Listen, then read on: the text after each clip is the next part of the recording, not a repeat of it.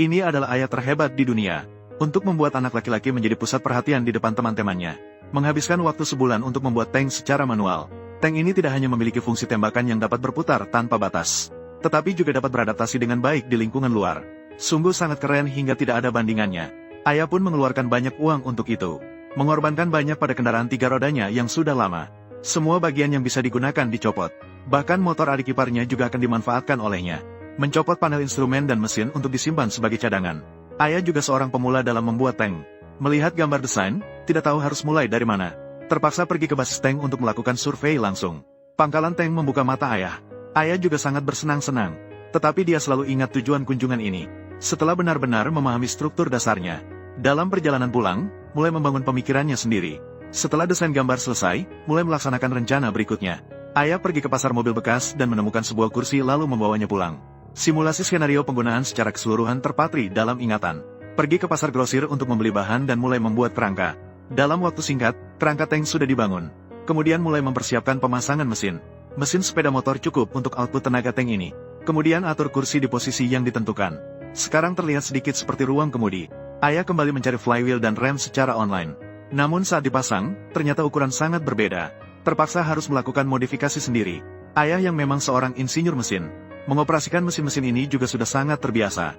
Prosesnya meskipun ada beberapa kendala kecil, namun hasilnya cukup memuaskan. Pada tahap pemasangan rem dan kopling muncul banyak masalah. Untungnya, dengan pengalaman teknik mesin selama lebih dari 10 tahun, masalah-masalah ini bagi ayah adalah hal biasa. Pasang kopling dan rem kemudian lakukan pengujian. Setiap komponen saling cocok dengan sangat halus. Seluruh kondisi berkendara cukup mirip dengan yang diharapkan. Selanjutnya ayah akan membuat struktur tenaga tank. Konsep keseluruhannya adalah menggunakan ban untuk membuat roda penggerak. Roda penggerak mentransfer tenaga ke rantai melalui roda gigi. Karena tidak ada suku cadang yang siap pakai, setiap komponen harus dibuat di lokasi. Beban kerja yang besar membuat ayah begadang beberapa malam. Terpaksa mengagumi kesabaran dan ketelitian ayah. Setiap roda yang dipasang dilengkapi dengan sistem peredam, memberikan pengalaman yang lebih baik bagi anak laki-laki saat berkendara. Begitu juga, posisi depan dan belakang dilengkapi dengan pegas peredam. Efek peredam ini memberikan sensasi seperti melambung.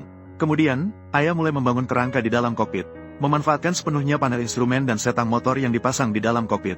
Fungsi elektronik dari motor juga dapat diimplementasikan di sana. Jarak antara kursi dan instrumen ini sangat pas, sangat mudah untuk dioperasikan, termasuk sistem persneling dari kendaraan 3 roda. Kemampuan ayah dalam memindahkan dan menggunakan kembali benar-benar mengagumkan.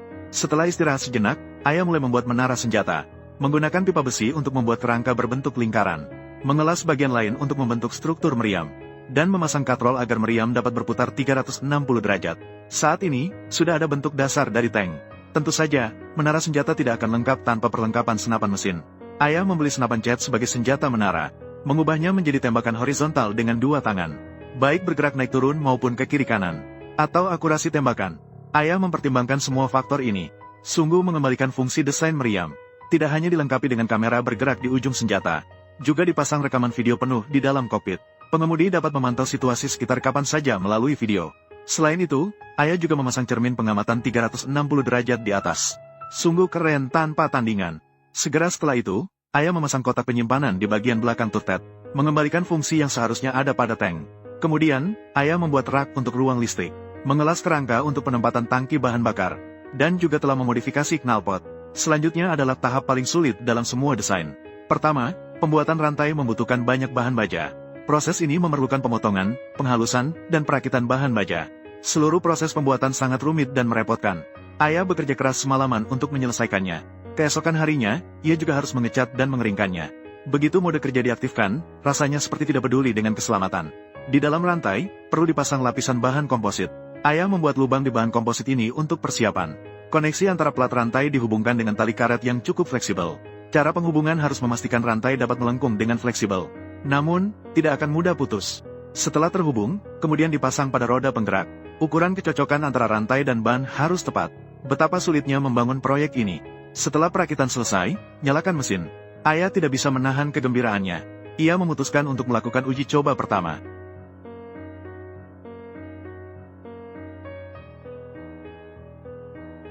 Meskipun tidak ada masalah dalam penggabungan pelat rantai, namun, sistem suspensi tidak senyaman yang diharapkan. Maka, ayah memperkuat pegas suspensi. Seketika, tingkat kenyamanannya meningkat 1 level. Terakhir adalah pembuatan cangkang tank. Sebelum itu, mesin dan bagian lainnya harus dilepas. Kemudian, kerangka bagian bawah diolah untuk mencegah karat. Setelah cat mengering, gunakan plat stainless steel untuk menutup sasis. Hanya proses-proses ini saja sudah menguras setengah hari waktu. Membalik seluruh rangka dan mengecatnya dengan lapisan cat anti karat. Kemudian membersihkan semua peralatan yang telah dibongkar. Setelah dibersihkan, pasang kembali di tempat semula. Setiap proses saling terkait dengan jelas dan teratur. Setelah pemasangan selesai, lakukan pengujian fungsi mesin dan peralatan. Atur ruang di dalam kokpit sesuai dengan kemiringan kursi. Tempatkan posisi gigi di sisi kanan pengemudi. Pedal kopling dan rem berada di sisi kiri dan kanan pedal. Terakhir, hiasi seluruh badan tank dengan plat stainless steel. Cangkang yang keren dicat dengan cat hijau merata. Ayah menggunakan jenis plat baja yang berbeda sesuai dengan posisi tubuh kendaraan.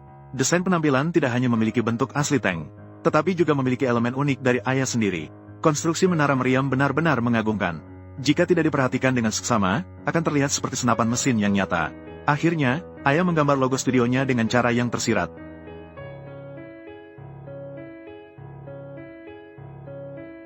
Semua peralatan telah terpasang. Ayah tidak sabar untuk melakukan uji tembak.